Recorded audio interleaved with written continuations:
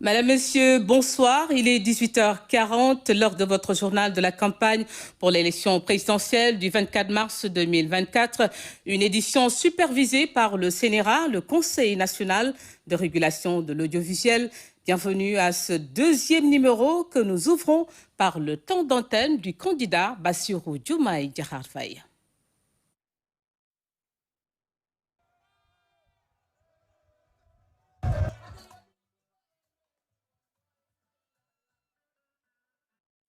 Vous venez de suivre le temps d'antenne du candidat Bassirou Diomaye Diakhar Faye. Le candidat Cheikh Tidiane Dièye de la coalition président bi ñu bëgg était à la rencontre des leaders d'opinion dans la région de Dakar. asalaamaaleykum mbokki Sénégal tey nag dañuy waxtaan ci wàllu citoyenneté wàllu patriotisme wàllu construction civique. fii ñu ko defee nag dafay forum boo xam ne ay ndawi Sénégal ñoo ko fi def. waaye dañu ñëw déglu leen pour ñoom ñu wax ñu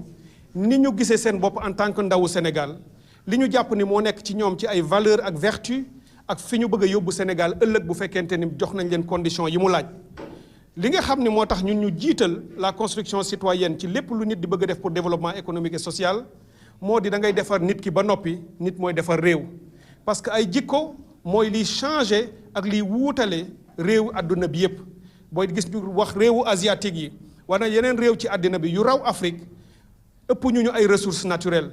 ëpp ñu ay borom yéene ëpp ñu sax léeg-léeg ay borom xam-xam dafa fekk valeurs yi ñu def ñoom ci seeni nit ba mu am lu ñuy jomb ci yàq ak salfaañe seen alalu réew jombale seen bopp di toroxal seen moroom def ko ci ñoom ci ay valeurs ak vertu ba ñu mën a am solidarité ci seen waa réew bëgg seeni institution respecter seen loi ak seen règlement loolu lu ñu jëmbat ci ñoom la moo tax wolof mu naan jikko mooy jikko mooy sème la graine dañu war a semer la bonne graine ci doomu aadama yi surtout ci xale yi moo tax projet bii nga xam ne am nañu ko dafa am lu am solo lu muy def ci l'éducation à la citoyenneté en milieu scolaire obligation lay doon tey dina am éducation morale civique et citoyenne boo xam ni boo duggee école ba keroog ngay dem lycée da nga koy jàng mu nekk une obligation matière bi am solo comme ni ko mathématique amee wala leneen am ko di nga jàng environnement di nga jàng solidarité respect des institutions patriotisme ñu mooñaale ko ba bu ñuy dem sur une génération fekk sénégalais bu bees am li xale yi ñëw Y'en a marre doon wax sénégalais nouveau type de sénégalais te ñun ñu waxoon taane woon ko ci assise nationale muy sénégalais de type nouveau boobu sénégalais la ñu bëgg a indi parce que kooku mooy nit ki nga xam ne moo mën a porter le développement économique et social du Sénégal defar nit ki pour mu defar réew être avant l'avoir kooku moom mooy li nga xam ni ça peut être la base d'un nouveau projet de refondation bu sénégalais yi di moomaat seen réew sénégalais yi bëggante jàmmalante yéenante jàmm te duñu ko jéggaani danañ ko jëlee ci maam Borom Touba li mu ñu bàyyil ci référence maam Maodo maam Bou maam Baye maam Limaamu ak waa Monseigneur ak ñi ko jiitu ak ñi topp ci moom ñoom ñëpp dañ ñu fee bàyyil ay références yoo xam ne mooy suñu ay ressources spirituelles et morales. man damay faral di wax ni li gën a am solo ci réew pour defar ko du rek le pétrole et le gaz du rek le zircon du rek le foncier du rek les ressources forestières wala halieutiques c'est d'abord les ressources spirituelles et morales d'un peuple kooku mooy la base qui peut développer un peuple leneen lu ñëw rek day tax yombal sa transformation économique et ton développement matériel loolu laa amoon pour indi leen ko tey di leen sant di leen gërëm. Bravo, continuez comme ça. Grand Moriba. La coalition président bi ñu bëgg de Cheikh Tidiane Dièye est attendue demain à Pikine pour une visite de proximité. Après Cheikh Tidiane Dièye, nous passons à un autre candidat, Déthié Fall, de la coalition Déthié Fall 2024. Il était à Mbour et Fatick dans la Petite Côte.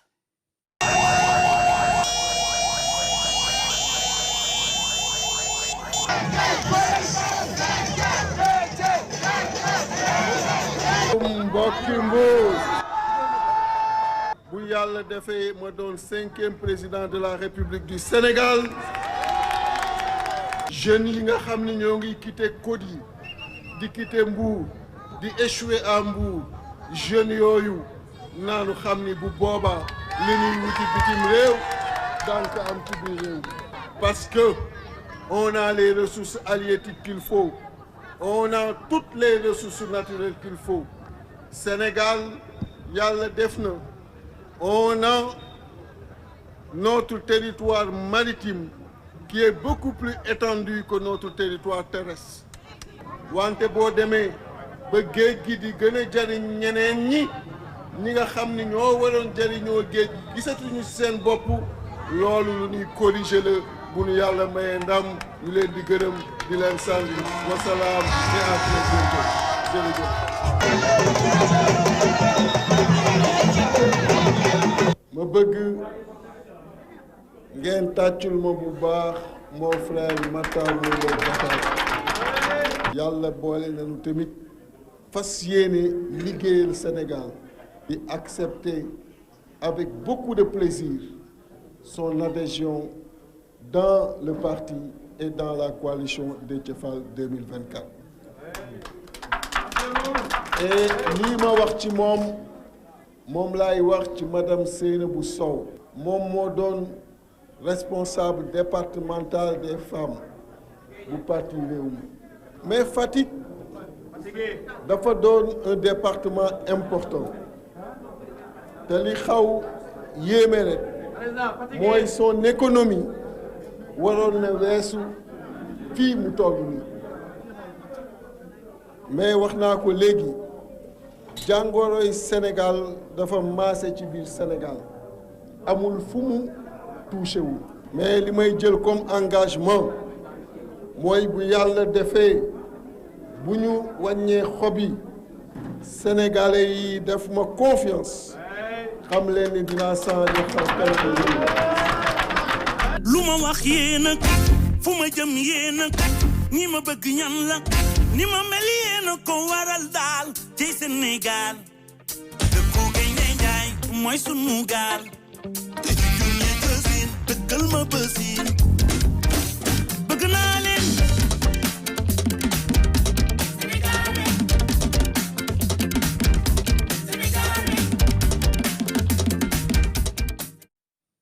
Et après la petite côte, la coalition Déthié Fall 2024 se rendra à Nioro dans la région de Kaolack. Place maintenant au candidat Aliou Mamadou Dia du Parti de l'Unité du Rassemblement Pur en tournée à Dakar.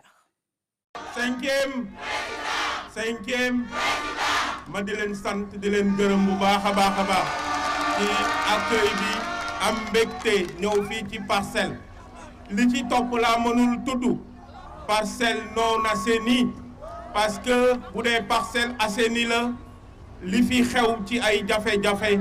du fi am Parcelles yi ñun bu ñu ñëwee au pouvoir incha allah à partir du 24 mars dinañu assainir les Parcelles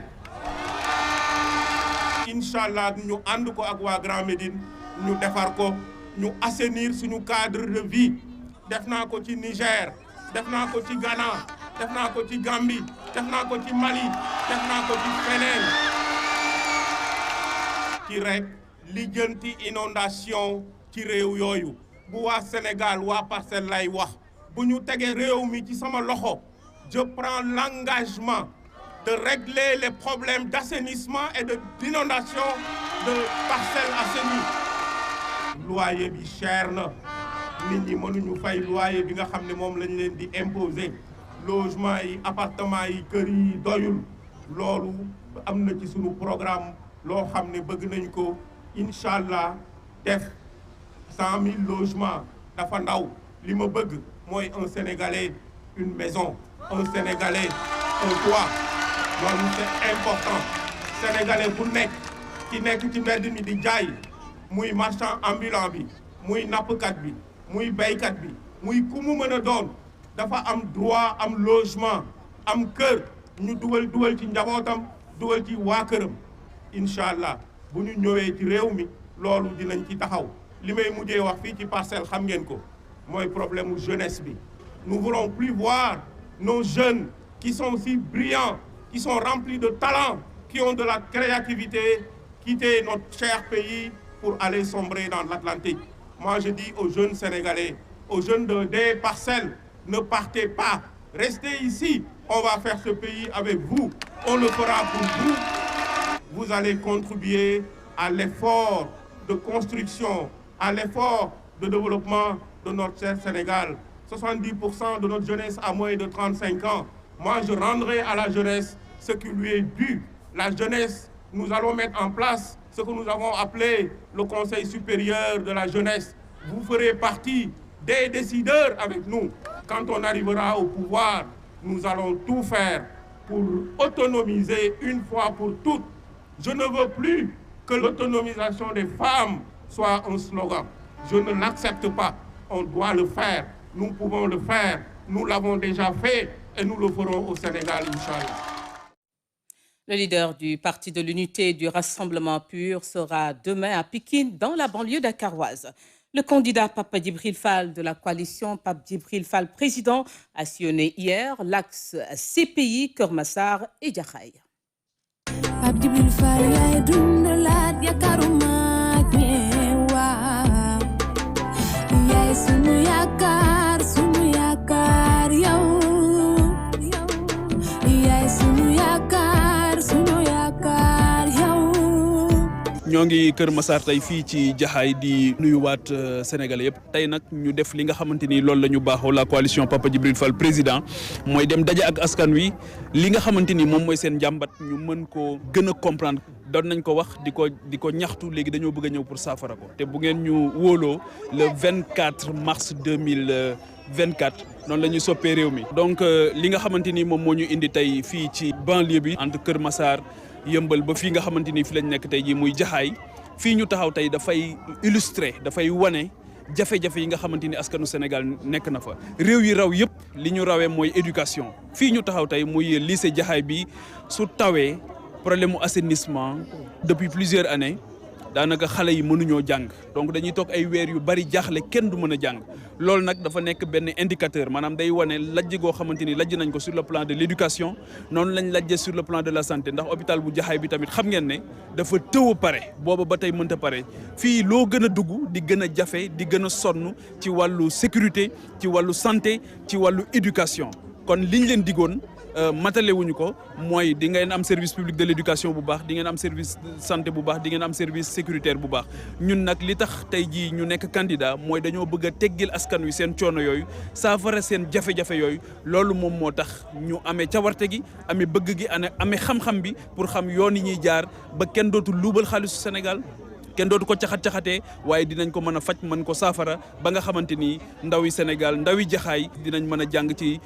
anam yi nga xamante ni moom mooy li gën a mucc ayib. li ñu benn soxna wax témoigné ñu ko duñu amatuñu jot sax tëdd ci lal yi ndax fajar gi la ñuy jóg guddi la ñuy ñëwaat waaye fajar goo ak guddi gi problème mu sécurité bu mag moom mooy posé wu donc loolu nekk loo xamante lu doy waar la am problème mu marché tamit marché yoo xamante ni yu mucc ayib lay doon yu dëppoo ak ñoom seen bëgg-bëgg le cadre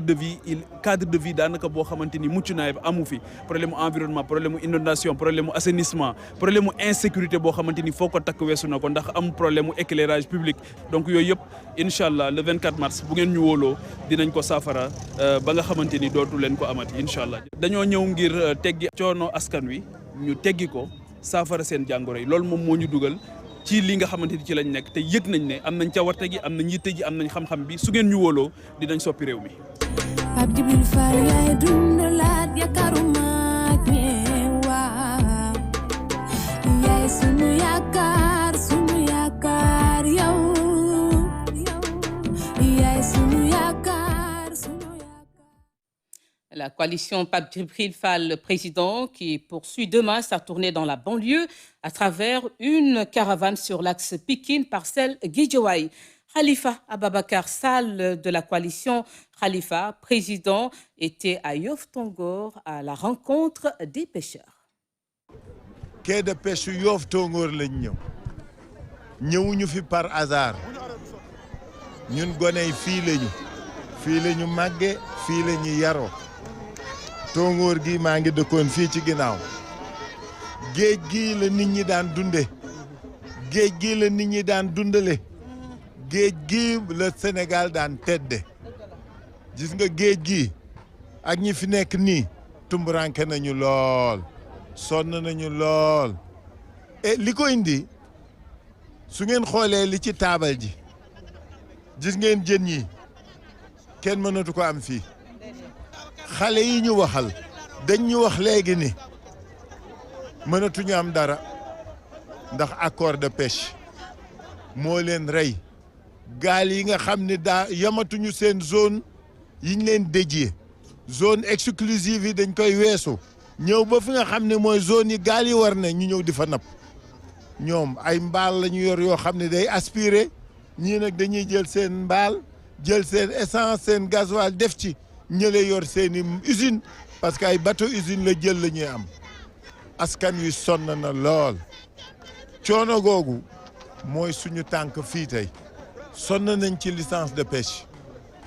ma ne Khalifa Sall président de la République dana xoolaat accord de pêche yi dana ko résilier ci ci war résilier te jox nag priorité sénégalais yi aujourd'hui tey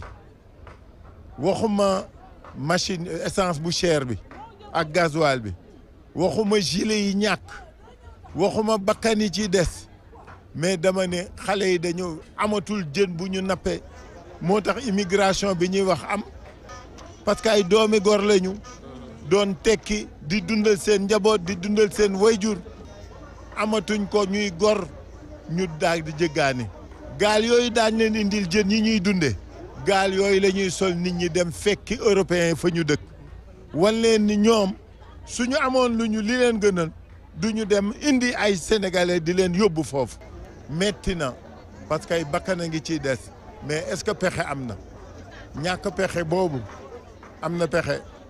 nañu fal Khalifa Sall président de la République dana seetaat mbay mi dana ko seetantal delloo nappa gi ñiy napp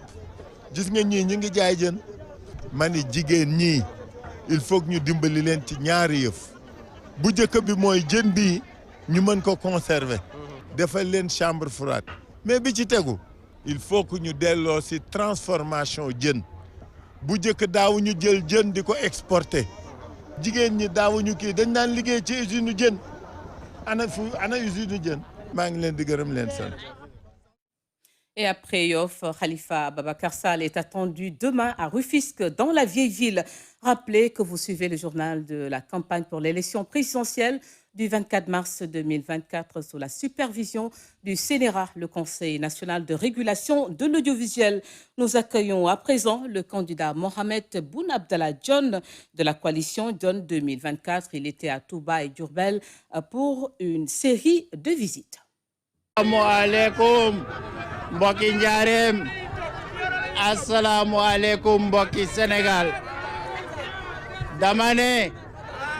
sama campagne dama koy commencer fii ci Njaareem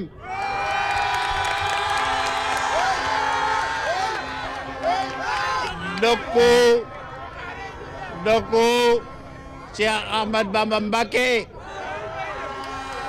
di suñu yaakaar di dëkku maam Cheikh Ibra Fall jaraw lak ma ne su ma fi jógee maa ngi jógee Touba bu ma jógee Njaareem incha allah dina dem Jamalay dina dem Tivaouane dina dem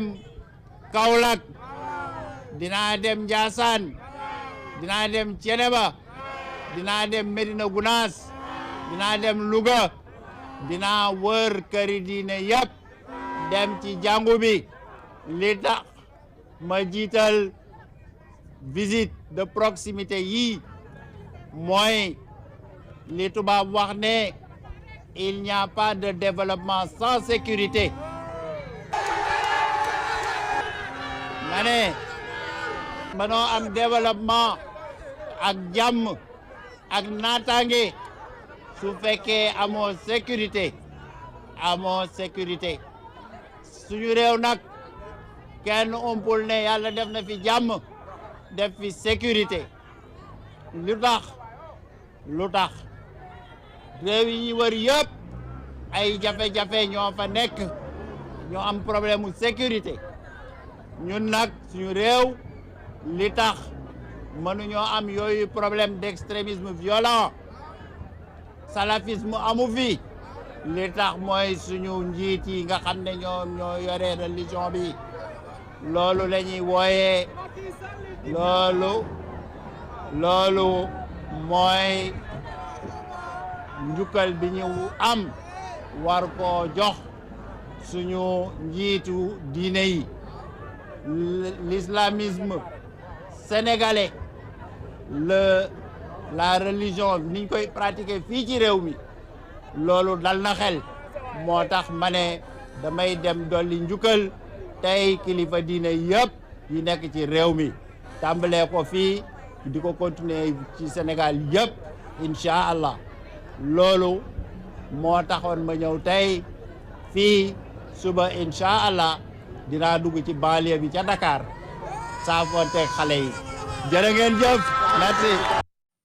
Justement, le candidat de la coalition John 2024 se rend demain donc à Guédiawaye, toujours dans la banlieue dakaroise. Au même moment, Boubacar Camara du Parti de la Construction et de la Solidarité PCS, Diengou Tabar, a dirigé une caravane partie de Liberté 6, extension clôturée par un meeting tenu à Pikine. li ñu yëkkati mooy gis ne réew mi dañu bëgg mu naataange bu sax naataange bu sax nag ay nit ñu xarañte maandu ñoo koy joxe ñu nit ñu xarañte maandu nag bu ñu jàngul amuñu wér-gu-yaram duñu ko am loolooy sunu programme ñu bëgg a tabax Sénégal waaye Sénégal yàqu na yàqu boo xam ne balaa nga koo tabax da nga koy jagal ba pare ba nga xam ne lépp loo xam ne les réew mi am na ko ci alal ñëpp mun cee jot ba pare nag nga tabax fexe ba jàng bi kenn du fay dërëm ci jàng ba ngay am ñaar fukki at ak juróom ñetti junni milliards la ñuy teg kenn dootul fay dërëm pour jàng doom wérgu yaram dinañ fa teg junniy milliards at mu nekk junniy milliards ba mu mot juróomi at département bu nekk ñu def fa polyclinique ñu def ay oto yoo xam ne day am hôpital ci biir muy dem ci dëkk Dakar yi di dem ci village yëpp ñëpp ñi nga xam ne xarañu loxo la ñuy liggéey artisanat ñii di ñaw ñii di nekk cordonnier ñëpp dinañ leen defal fonds boo xam ne 350 milliards di leen lebal ñuy jënd machine di leen lebal ñuy liggéey parce que fii ay nit ñu diñ ñoo fi nekk ay nit ñu mun a liggéey surtout nag jigéen ñi dinañu fexe ba seen entreprise yi lépp lu état di séddale ci liggéey ñu jël ci 15% maanaam bu dee téeméer la ñu jël fukki yeeg ak juróom jox leen ko ñu liggéey mën a am lu ñuy soxandiku jeunes yaa ngi dem ci géej gi dinañu fexe ba kenn dootul dem ci géej gi ci anam yi ñu demee lépp képp kuy dugalati sa xaalis Sénégal di fi am marché di nga joxe ay visa pour xale yi dem dinañ leen defal ay promotion ñu def transformation industrielle xale yi mën a am liggéey kon nag réew mi dama bëgg ngeen xam ne politique du caaxaan réew mi dañ ko sàggane li ci gën a bon nag mooy luubal bi ñuy def jël alalu réew mi luubal ko jox ko sa njaboot wala nga jël ko rawale ko bitim réew bàyyi doomu réew mi amuñu lu ñu dundee loolu moo tax ñu dugg ci politique. élection yi ñuy jëm tànn bi barewul de du élection boo xam ne da nga naan man kii laa tippoo wala kële moo tippoo da ngeen di xool kan moo am jaar-jaar bu war a tax mu mun a defar réew mi ubbi tey liggéey tey waa ma ne kooku kan la ma ne bu dee du man ngeen wax ma ko ma bàyyi bu dee du man ngeen wax ma ko ma reeri tëddi bu dee man la nag xam nga lan laa bëggu coow li jeex na ma ne Kama yegsi na ñi doon lappi yëpp ñëppay xaar. Le candidat Boubacar Camara attendu demain dans la zone des Niayes. Nous bouclons la première tranche du journal de la campagne par le candidat Ali Ngouille Ndiaye qui a choisi Barkédji, Ourossogui, Matam et Saint-Louis dans le nord du pays pour cette deuxième journée de campagne.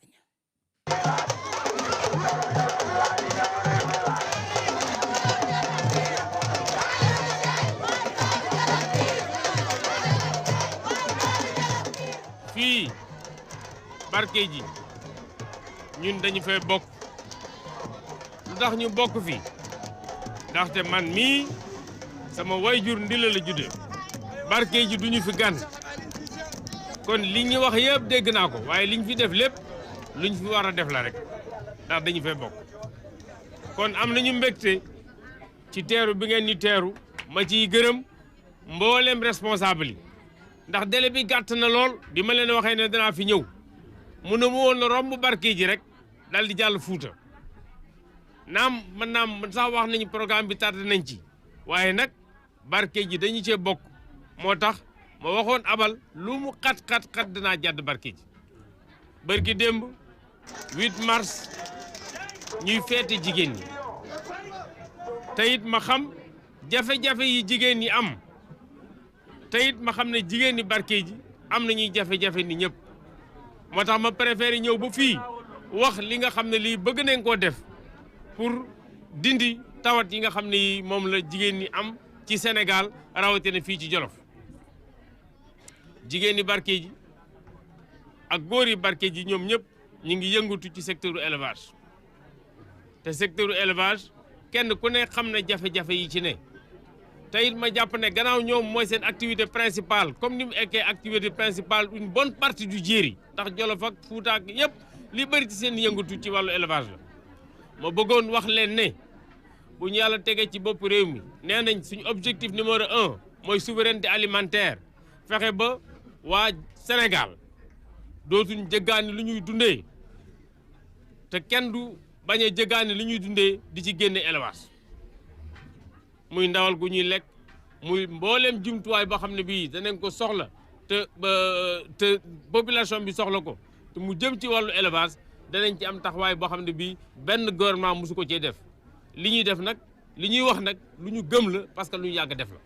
kon loolu mooy li nga xam ne lii bëgg naa waa Jolof xam ko danañ fexe ba élevage bi kenn ku ci yëngatu ku ne moo lay gënal leneen loo mës a def ndax xam nañ problème yi ci ne xam nañ contrainte yi nga xam ne moom la ci jigéen yi am maanaam transhumance bi maanaam jógee fii dem ci ay kilomètres yóbbaale sa njaboot muy am conséquence ci seen njàng loolu lépp am nañu solution yi mooy fexe ba fixer population yi pour que ñu mën a toog def seen élevage di ci dund correctement. Allahumma salli ala sayyidina Muhammad wa la hawla wa la quwwata illa billahi al-aliyyil azim. Et après le Nord, Aly Ngouille Ndiaye se rendra à Mékhé et Tivaouane pour une série de visites. Et c'est la fin de la première tranche du journal de la campagne supervisée par le CNRA, le Conseil national de régulation de l'audiovisuel. Je vous retrouve à 20h40 pour la deuxième tranche du journal de la campagne. À tout à l'heure.